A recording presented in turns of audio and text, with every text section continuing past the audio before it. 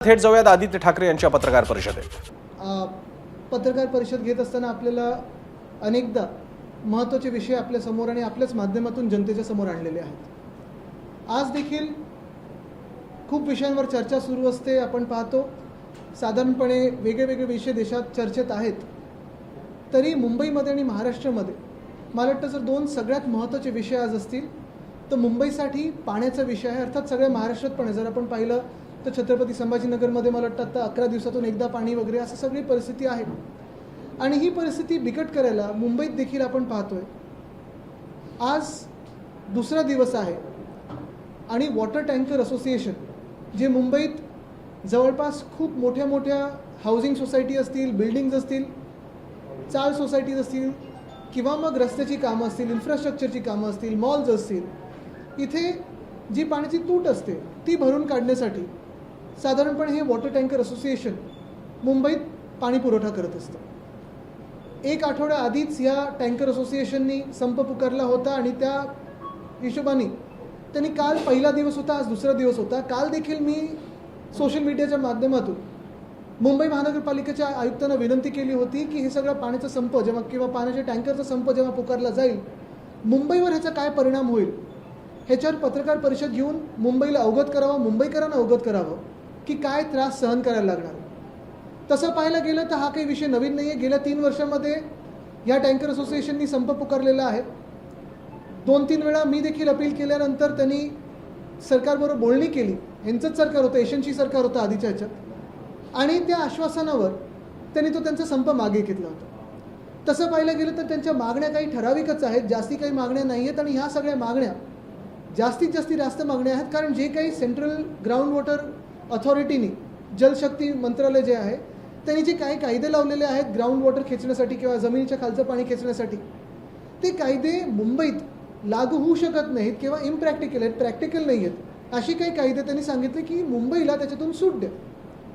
3 वर्ष आपण पाहतोय आश्वासन मिळतं सरकारकडून, पण तो सरकारकडून प्रस्ताव ह्या राज्य सरकारकडून केंद्र सरकारकडे जातो की नाही जात ह्याच्यावर सगळ्यांचा प्रश्न।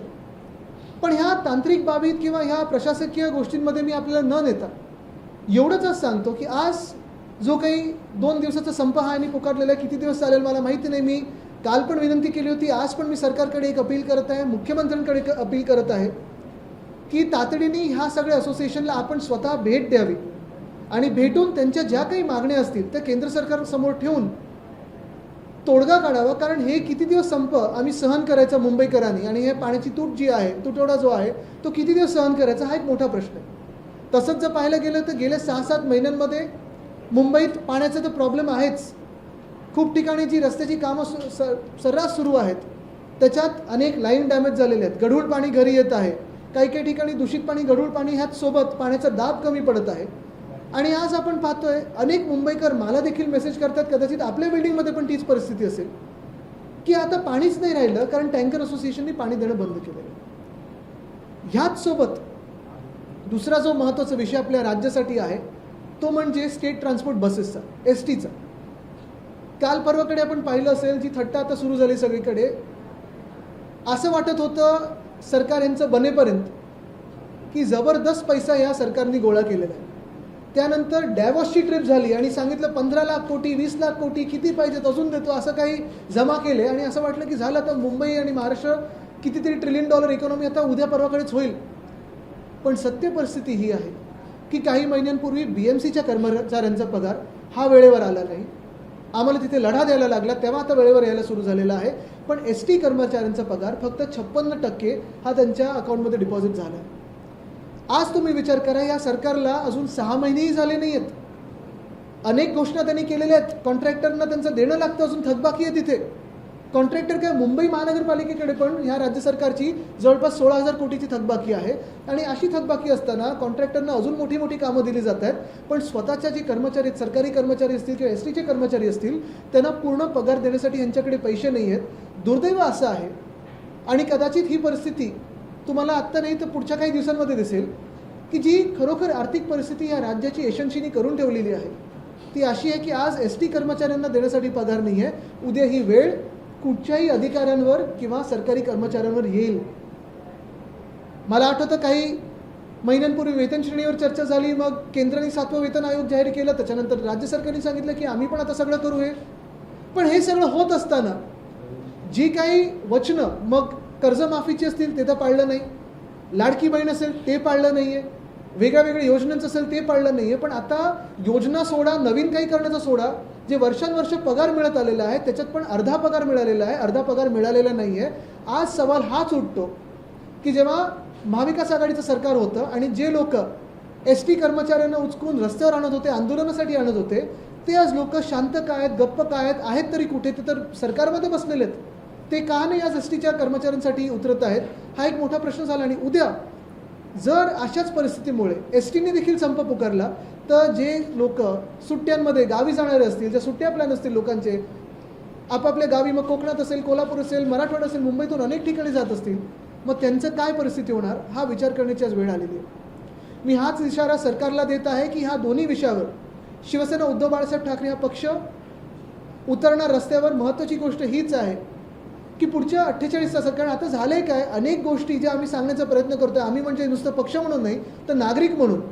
सरकारी कर्मचारी अर्धे सुट्टीवर गेलेत लॉंग विकेंड पाहून, मग पाण्याचं उत्तर कोण देणार, एस टीचं उत्तर कोण देणार, सगळी उत्तरं पुढच्या आठवड्यात. मग आता मुंबईकर जो ताणलेला आहे, जर पुढच्या 48 तासात हा प्रश्न सुटला नाही तर आम्ही शिवसेना उद्धव बाळासाहेब ठाकरे पक्ष म्हणून आणि मुंबईकर म्हणून प्रत्येक वॉर्ड ऑफिसवर आम्ही मोर्चा काढल्याशिवाय थांबणार नाही. आणि त्या तिकडच्या स्थानिक वॉर्ड ऑफिसरला विचारणार की ही जबाबदारी महानगरपालिकेची होती, ती जबाबदारी तुम्ही पूर्ण का नाही पार पाडली. कारण मुंबई महानगरपालिकेला पत्र हे असोसिएशनचं, टँकर असोसिएशनचं पत्र मागच्याच आठवड्यात दिलं गेलं होतं. सध्या कोस्टल रोडचा उर्वरित भाग करायचं काम सुरू आहे आणि त्याच दरम्यान जी मँग्रोवची झाडं कापली जात आहेत त्याची भरपाई म्हणून आता चंद्रपूरमध्ये झाडं, हो म्हणजे जखम मांडीला मलम शेंडीला असं ते झालंय. बघा तुम्ही विचार करा, 60,000 झाडं जवळपास कापली जाणार आहेत नॉर्थ कोस्टल रोडसाठी. बरं हा कोस्टल रोड कुठचा, तर एक्सटेन्शन, हा म्हणजे ओरिजिनल जो कोस्टल रोड होता दहिसर ते दक्षिण मुंबई असं नव्हतं, हे खेचून पुढे नेत आहेत. त्याच्यात 60,000 कत्तल करण्याची गरज आहे का. म्हणजे कालच मी पेपरमध्ये वाचलं की फडणवीस साहेब बोलत आहेत वातावरणीय बदलमुळे त्यांची झोप उडालेली आहे. एका बाजूला ते बोलतात बरोबर आहे, दुसऱ्या बाजूला बुलेट ट्रेनमध्ये किती झाडं कापणार आहेत. कोस्टल रोड एका रस्त्यासाठी 60,000 झाडं, परत जे 2 हायवे ते प्लॅन करत आहेत टायगर सँच्युरीमधून जाणार आहेत, गारगाई धरणासाठी 5 लाख झाडांची कत्तल करणार आहे. माझं म्हणणं एवढंच आहे की भाजपने एकदा ठरवावं की आम्ही महाराष्ट्राचं वाळवंट करून टाकू, म्हणजे आम्ही तरी आंदोलनं करणार नाही, सांगून टाका आम्ही सगळी झाडं काढून टाकणार आणि एका झटक्यात काढून टाका ना. जी अरे अपडेट आहे त्याच्याकडे. 2 मिनट पहले एक प्रेस रिलीज जारी हुआ एसटी के तरफ से, ये कहा गया कि 7 तारीख तक, हर महीने में 7 तारीख को एसटी कर्मचारी को उनके अकाउंट में पैसे दे दिए जाएंगे. अच्छी बात है, लेकिन आज तारीख क्या है और ये कौन सी तारीख की बात कर रहे हैं, अगले महीने से. यही मेरी बात है. तो यानी सरकार ने भी व्हाइट पेपर जारी करना चाहिए कि क्या तकलीफ है कि जो 1 तारीख को नहीं कर सकते. ये बहुत सारे लोगों की ईएमआई वगैरह 3 तारीख तक भरने होते हैं. बीएमसी की तो यही हाल थे ना, बीएमसी कर्मचारी भी यही मांग कर रहे थे कि 1 तारीख को पैसा आए, 31 को आए, क्योंकि 3 तारीख तक ईएमआई भरना होता है. अच्छा, अगर मैं टेक्निकल बातों में भी ना जाऊँ तो ये देरी क्यों हो रही है, तकलीफ क्या है, ये तो सरकार बताए, एक व्हाइट पेपर जारी करे फाइनेंशियल स्टेटस पे. ट्रांसपोर्ट मिनिस्टर कहते हैं कि नहीं फाइनेंस डिपार्टमेंट का काम है, फाइनेंस डिपार्टमेंट कहता है ये हमारा डिपार्टमेंट ही नहीं है. सरकार तो एक है ना, कलेक्टिव रिस्पॉन्सिबिलिटी है. केंद्र सरकारने एक जाहीर केलेलं आहे की पीक विम्याच्या कंपन्या आहेत त्यांना जवळपास 50,000 कोटी रुपयांचा फायदा तिकीट झाला आहे. दुसरीकडे मात्र शेतकऱ्यांना मात्र पीक विम्याची जी भरपाई त्याच्यावर आमचे आमदार कैलाश पाटीलजी देखील वक्तव्य केलेलं आहे. पीक विम्याबद्दल महत्त्वाचा विषय आहेच. आपण पाहता शेतकऱ्यांचे हाल आता अजून खराब होत चाललेत, शेतकरी आत्महत्या वाढत चालल्यात. पीक विम्याचा फायदा या कंपन्यांना मिळतोय आणि त्या कंपन्या कोणाचा पुढे फायदा करून देतात का, इलेक्ट्रॉनिक बॉन्ड किंवा फंडिंगमधून, हा एक विचार करण्याची गोष्ट आहे. आणि दुसरं म्हणजे मग ह्या 50,000 कोटीतून शेतकऱ्यांना कर्जमुक्ती का नाही करून देत ह्याच्यातून घेऊन. पण हे सगळे विषय जरी असतील तरी आत्ताचे तातडीचे विषय मी तुम्हाला 2 महाराष्ट्राचे सांगतो. शेतकऱ्यांचं महत्त्वाचं आहेच. आज आपण पाहतोय अवकाळी पाऊस किती मदत केली आहे, जो बुलढाण्यात झाला, जो जालना परिसरात झाला, जो नाशिकमध्ये झाला, सरकारने मदत केली. म्हणजे एकंदर जर आपण पाहिलं तर महाराष्ट्र राज्य मारून टाकायचं हीच सरकारची भूमिका. एका बाजूला शेतकरी आत्महत्या करत चाललेले आहेत, कर्जमुक्ती नाहीच, अवकाळी पाऊस झाला मदत नाहीच, त्याच बाजूला एसटी संपून टाकायची, त्याच बाजूला बीएसटी संपून टाकायची. मुंबई असेल, अनेक शहरांमध्ये पाणी टंचाई, जिथे पाणी टंचाईमध्ये टँकर असोसिएशन पाणी देते त्यांची पण गळचेपी करून टाकायची. मग नक्की या राज्याने काय पाप केलंय की भाजपचं आमच्याकडे अशा दृष्टिकोनाकडून एक वेगळं सजा मिळते महाराष्ट्राला? काय पाप केलं या महाराष्ट्राने? माणिकराव कोकाटे यांनी असं आज म्हटलंय की कांदा एकदा भाव मिळाला की शेतकरी तेच लावत सुटतात आणि कुठेतरी शेतकऱ्यांच्या पिकाचा आणि शेतकऱ्यांचा नाही, कृषी मंत्र्यांनी मध्ये पण एक वक्तव्य केलं होतं की शेतकऱ्यांची कर्जमुक्ती मिळते, त्याच्यातून पैशाचा कशाला वापर केला जातो? लग्न, बाकीचे समारंभ. मला तुम्ही सांगा, जे कृषी मंत्री स्वतः ज्यांचं कन्व्हिक्शन झालं होतं ते कशावर झालं होतं? सरकारी पैशाचा गैरवापर करण्यासाठी, म्हणजे स्वतःचं ठेवायचं लपून आणि दुसऱ्याचं बघायचं वाकून, असं झालंय ते. तुम्ही बघा कशासाठी हो, म्हणजे स्वतःचं कन्व्हिक्शन त्याच्यावर झालंय, कोर्टाने त्याच्यावर निकाल दिलेला आहे, स्टे मिळाला तर पुढची गोष्ट आहे. ते सबज्युडिस अपीलमध्ये केलं त्यांनी, पण कन्व्हिक्शन ज्या गोष्टीवर एम्बेझलमेंट ऑफ फंड्सवर झालाय, तो पैसा सरकारी पैसा त्यांनी गैरवापर केलाय आणि तुम्ही शेतकऱ्यांवर आरोप लावताय. मी तर मुख्यमंत्र्यांना विनंती करेन की अशा लोकांना एक मिनिटं सुद्धा स्वतःच्या कॅबिनेटमध्ये ठेवायला नाही पाहिजे. नितेश राणेंनी सल्ला दिलेला आहे मोदीला की मी सगळ्यांचा हिसाब घेणार आहे. जे नितेश नारायण अटक केला होता त्याचा व्हिडिओ अथॉरिटी केलेला नाही, तसंच ठेवलं आहे. कचऱ्याच्या प्रश्नावर आपण नंतर बोलू. हिंदी में बता दीजिए, वाटर टैंकर का विषय है. वाटर टैंकर वाले ये भी बोल रहे हैं कि सिर्फ मुंबई में ये सेंट्रल गाइडलाइन का इम्प्लीमेंटेशन हो रहा है, थाने बाकी जगह पे नहीं. बिल्कुल. मुंबई और महाराष्ट्र के लिए दो अहम विषय, सबसे महत्वपूर्ण विषय यही है. पहली बात तो मुंबई में अगर आप देखें तो पानी की समस्या काफ़ी और भी गहरी होती जा रही है. पहले तो दूषित पानी आता था, पानी का प्रेशर कम था, और अभी जैसे ही समर का समय बढ़ता जाएगा तो इस मौसम में अगर आप देखें तो पानी बहुत ही कम पड़ते जाता है.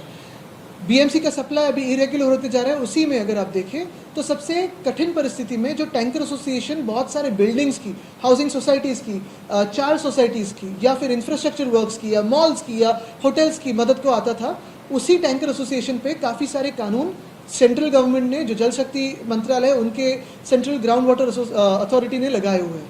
लगभग 3 सालों से ये समस्या जारी है. तीनों सालों में उन्होंने ऐसे ही स्ट्राइक पुकारा था.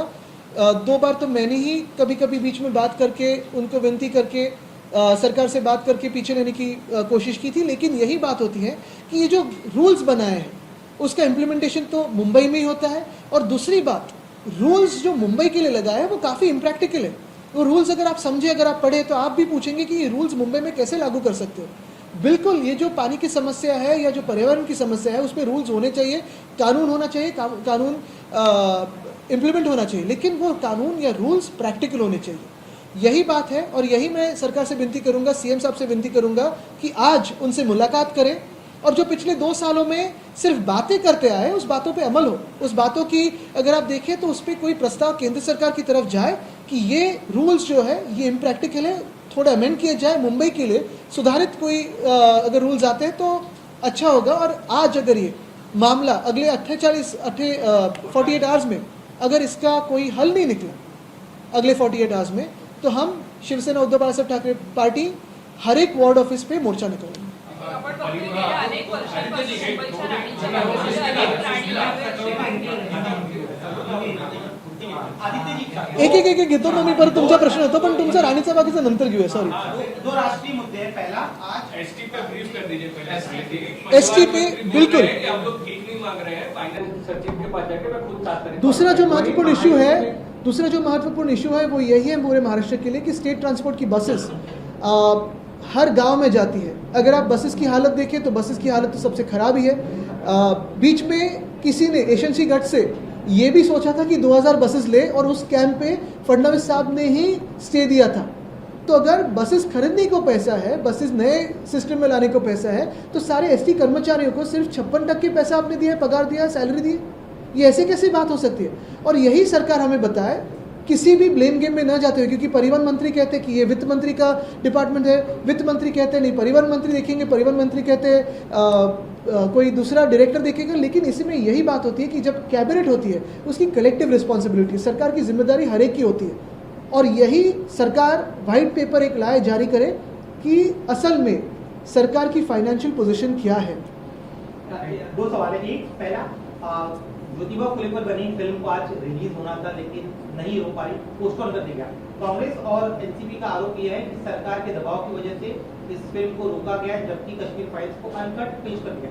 शिवसेना की क्या भूमिका इस फिल्म में? देखिए, हमारी भूमिका यही रहती है कि जो समाज में चलते आया है उसी का प्रतीक काफ़ी सारे आर्ट फॉर्म से आता है। लेकिन मुझे लगता है कि सबसे अहम चीज़ आज की जो है वो यही है कि हर एक को मुंबई में, फिर आपकी जाति कोई भी हो, भाषा कोई भी हो, धर्म कोई भी हो, पानी नहीं मिल रहा है। मेरी समस्या वही है और आज मैं उसी पे बात करूंगा, उसी पे आपको एक बार लाना चाहता हूँ कि मुंबई में पानी की जो समस्या है, टैंकर एसोसिएशन की जो समस्या है, उसे पहला हल कोई निकाले सरकार और एसटी के कर्मचारी वापस बहुत सारी जातियों से, बहुत सारे धर्मों से उनको उनका पगार मिले। खरं तर राणीच्या बागेमध्ये गेल्या अनेक वर्षांपासून प्राणी येण्याची प्रतीक्षा होती आणि ते प्राणी आलेले नसल्याने 21% फुटफॉल हा कमी झालेला आहे. पर्यटक पाठ फिरवत आहेत. नक्कीच, पण त्याच बाजूला एक आनंदाची गोष्ट ही आहे की जेव्हा आत्ता मला वाटतं युरोपियन काही देशातून जे काही आत्ता डेलिगेशन झाले, मला वाटतं बेल्जियमचे राजघराणं होतं, त्यांना काय दाखवायला नेलं मुंबईमध्ये? पेंग्विन. बरोबर आहे, ह्याचा मला अभिमान आहे आणि असंच मी चॅलेंज करतो की सरकारने असं चिता दाखवायला न्यावं असतील तर. इसके अलावा तहबूर राणा को लेकर आए हैं, सरकार आपकी तरफ पार्टी की तरफ से कहा गया कि सरकार इसका फेस्टिवल ना मनाए। इस पर मुख्यमंत्री का कहना और अर्जुन राम मेघवाल उनका कहना है कि विपक्ष जो है अननेसेसरी सियासत कर रहा है, उसको मुंबई को इंसाफ दिलाने का प्रयास। बिल्कुल, हमारी तो यही मांग है और मेरी भी यही राय है। कल भी मैंने ये कहा कि वो जो राणा अतिरेकी है, जो आतंकवादी है, उसे मुंबई के पब्लिक स्क्वायर में जहाँ 26/11 हुआ वहाँ फांसी दी जाए और जल्द से जल्द दी जाए। अगर ये तो प्रूवन है, यूएस में भी उसी के लिए पकड़ा था, हमें भी पता है, सब दुनिया को पता है, तो उसे जल्द से जल्द मुंबई में किसी चौक में या जहाँ 26/11 हुआ वही उसी इलाके में फांसी दी जाए। इस पे कोई निगोशिएशन हो नहीं सकता। सारे पार्टी मुझे लगता है सभी एक ही राय के हैं और जैसे आपको याद होगा कसाब को फांसी दी गई, अफजल गुरु को पार्लियामेंट के अटैक के दौरान की फांसी दी गई, वैसे ही इसको भी फांसी दी जाए, लेकिन वहाँ नहीं, रास्तों पे दी जाए। तो जो भी आतंकवादी होगा उसे वो देखेगा कि भारत आतंकवाद पे निगोशिएशन नहीं करता। अच्छा, तवरून राणांना काल आणलं गेलं आहे, त्या अतिरेक्याला आमचं स्पष्ट मत आहे की ज्या मुंबईमध्ये 26/11चा हमला झाला त्याच मुंबईमध्ये लवकरात लवकर त्या आतंकवाद्याला, राणाला फाशी दिली गेली पाहिजे, भर चौकात फाशी दिली गेली पाहिजे। अनेक वर्ष अनेक सरकार ह्याचा पाठपुरावा करत आलेले आहेत। जसं मला वाटतं 2013 साली कसाब असेल, त्याच्या आधी अफजल गुरु असेल, त्याच प्रकारे पण कुठे लपून छपून नाही तर भर चौकात फाशी दिली गेली पाहिजे आणि जगाला एक संदेश दिला पाहिजे आपण की अतिरेक्यांसोबत आपण निगोशिएट नाही करणार। Sir, the Maharashtra government has approved the proposal of relocating 50,000 to 1 lakh Dharavi residents from Dharavi to a Deonar landfill, which is an active dumping ground. Absolutely. It is on the orders of their owner Adani. कोण आहे तिथून? नाही, हे मी बघत होतो, दाखवायला पाहिजे पण it is on the orders of the owner Adani, BJP's owner Adani, and let me remind them that for the past 2 years they have tried everything to clear out Dharavi, but Dharavikars are united, be it from any religion, be it from any background, be it from any socio-economic background. Dharavikars are first Dharavikars and Mumbaikars, and as Mumbai we stand with them, we will not let injustice happen to them. Report आई है कि जो coastal road बना है उसमें कई तरह की इरेगुलरिटीज है, फाइनेंशियल। कोस्टल रोड, पहले बात करूँ तो ये हमारा सपना था जिसे हमने शुरू भी किया, और अगर हमारी सरकार होती तो पूरा का पूरा कोस्टल रोड, ऐसे अंशतः नहीं, पूरा का पूरा कोस्टल रोड 2023 के दिसंबर तक बिना किसी डिले और बिना किसी एस्केलेशन से हम पूरा करते थे। दुर्भाग्यपूर्ण बात यही है कि आज अगर आप देखें तो कोस्टल रोड पूरा तो हुआ नहीं है, लेकिन उस कोस्टल रोड में सरफेस क्वालिटी क्या है, टनल की क्वालिटी क्या है, अगर आप देखें तो पेंटिंग में पैचवर्क्स दिख रहे हैं, सरफेस क्वालिटी भी ऊपर नीचे है। यही तो एशेंसी का जादू है, जहाँ जहाँ उन्होंने हाथ लगाया है काम डिले हो गया है, कॉन्ट्रैक्टर बदला है और एस्केलेशन हुआ। लेकिन मैं आज फिर आपकी एक बार जो सारे लोगों की कंसंट्रेशन है वो एक ही बात पे लाना चाहता हूँ, वो यही है कि मुंबई की पानी की समस्या और एसटी कर्मचारियों की जो सैलरी की समस्या है, यही समस्या पूरे राज्य में हर एक सरकारी कर्मचारी के साथ हो सकती है और हर एक नागरिक के साथ पानी की समस्या हो सकती है। आदित्य अमित शहा मुंबई दौऱ्यावर येत आहे आणि तडकरेच्या घरी जेवण करणार आहे। करू दे, चालेल, थँक्यू। एबीपी माझा, उघडा डोळे बघा नीट।